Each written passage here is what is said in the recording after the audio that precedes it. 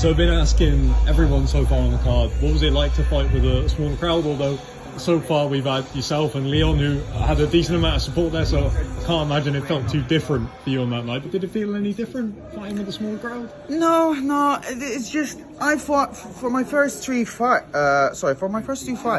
When I fought back in my country in Malta, we all have stadiums small, a little bit, obviously a bit bigger than this one, and there were a little bit more people, but it's just, it doesn't matter really. I can fight in the fucking UFC Apex when there's a little bit less people, so I don't mind. I mean, I've always had, every time I fought somewhere, I've always fought off my country, except the first two fights, obviously I had my own crowd, they're always me. And that, my first fight, I was booed to death, so I don't care really. If they boo me, I'll flip them off, I don't care.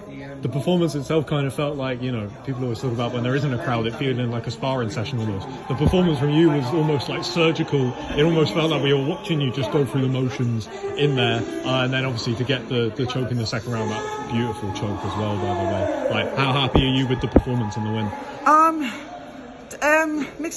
To be fair, mixed emotions a bit. I'm happy with the win. I'm happy with the finish. Obviously, I just love the finish. It's the thing, I just want to ground and pound people a little bit more. When I had the ground and pound a little bit elbows, I still need to work on that. I don't know what it is with me, but it's a bit like that. The stand-up was a bit sluggish. Didn't feel anything, to be fair.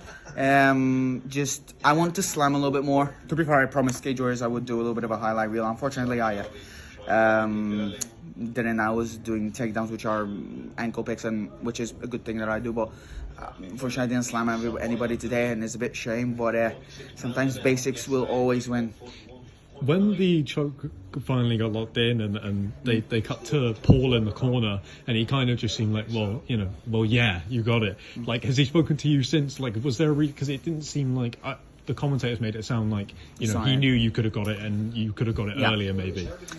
I think Paul saw it because we were all facing him.